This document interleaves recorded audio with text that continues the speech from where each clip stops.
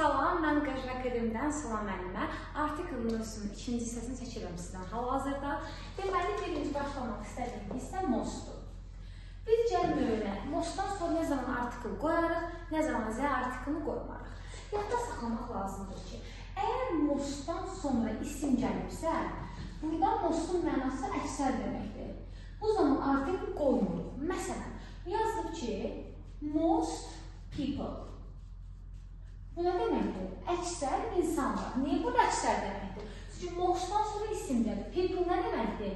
İnsanlar deməkdir. İsimli düzdürmü?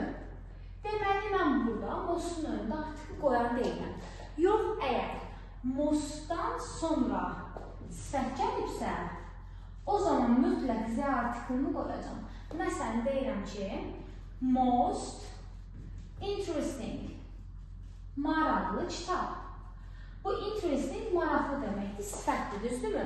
Və mostdan sonra sifət istifadə edildiyi zaman z artiklını istifadə etməliydim. Z-ni də qoyulub qarşısına. Deməli ki, sizə belə oldu, mostdan sonra isim gələn artikl vermirik, mostdan sonra sifət gələrsə artikl istifadə edirik. Keçdik ikinci hissəyə. Bütöv millətlərin qarşısında mütləq nə istifadə edirik? Z artiklı istifadə edirik.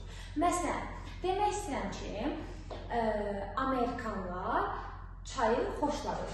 Amerikanlar deyirəm, yəni Amerikanlar, bütöv bir millət nəzərdə tutanda z-ni istifadə edəcəm. Birinci yazıram American people yaza bilərik. Like tea. Çayı sevir. Artıq burada Amerikan dediyim üçün söhbət bütöv millətdən, milliyyəti nəzərdə tutduğum üçün bunun qarşısında mən z artiklını istifadə edəcəm. Həmçinin burada French ola bilərdi, fransızlar, Chinese, Çinlilər. Yəni, əgər bütöv milliyyət xalq anlayışı bildirirsə, həmin zaman z artiklını mütləq surətdə istifadə ediləcək. Və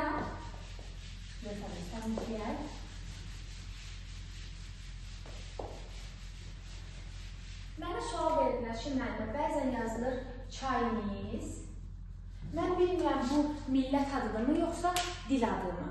Bunu müəyyən etmək üçün istifadə olunan məqama baxmaq lazımdır. Əgər Chinese-dir, French-dir, mən bunların qısa nümunə olaraq da demək, başqa bir millət ola bilər. Onların yanında language sözü varsa, deməli, söhbət burada dildən gelir. Və biz demişdik ki, əvvəlki artikl videomuzda, əgər cümlədə language sözü varsa, dilin yanında, yenə vurğulayıram, language sözü varsa, z artiklını istifadə edilir. Məsələn, the Chinese language, the French language, fransız dili. Yox, əgər təkcə burada olsaydı, French, məsələn, I love French. Mən fransız dilini sevirəm. Okey mi? I love French. Mən fransız dilini sevirəm. Burada söhbət yeni dildən gelir. Amma mən burada language sözünü yazmadığım üçün burada d artiklını istifadə etməyəcəm.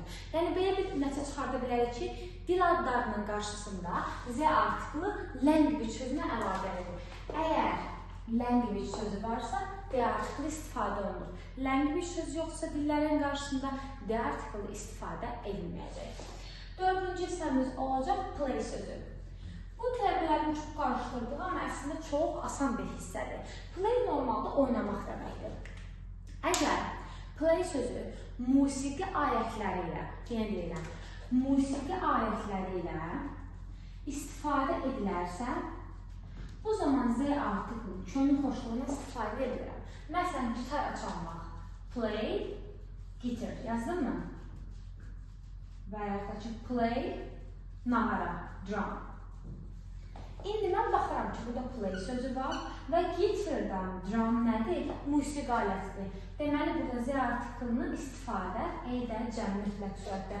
Play the guitar, play the drum. Amma play sözündən sonra oyun adları gələrsə, oyun adları, bu zaman artikl verən deyil. Necəmi? Məsələn, futbol oynamaq, şahmat oynamaq, deyəcəm orada belə. Play, chess. Oyun adlarının qarşısında play-dən sonra d artiklı istifadə edilməyəcək.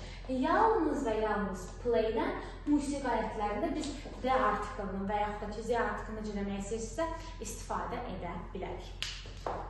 Keçək növbəti hissəmizə.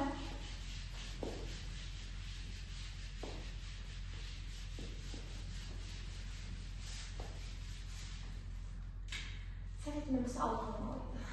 Deməli, normalda biz isimləri cəmləndirmək üçün onların sonuna s və s artırırıq. Doğrudur. Məsələn, car, maşın, cars, maşınlar. Home, ev, homes, evlər. Amma elə sifətlər var ki, sifətlər deyirəm ha. Bu Azərbaycan səhv etmirəmsə, substantivləşmə adlanırdı. Səhv etmirəmsə. Doğru, səhv ola bilər, bilməm tam dəqiqliyindən.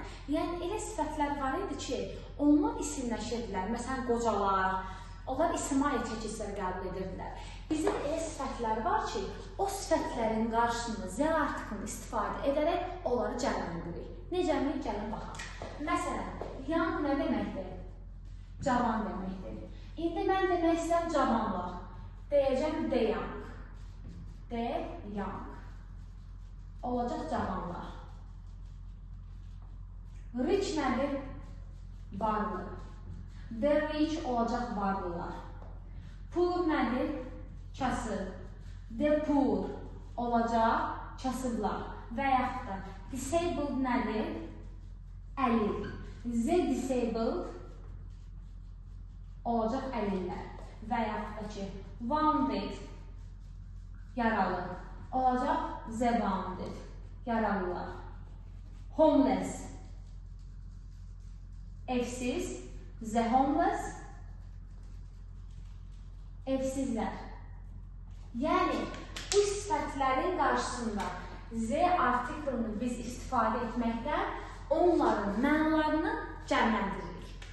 6 hissəlik bir artikl videomuz bu qədər idi. Ümidvaram testlərdə və yaxud da ki, essələrimizdə, gündəlik danışığımızda bunlar sizə kömək olacaq. Növbəti videolarımızda görüşmək ümidi ilə sağ olun.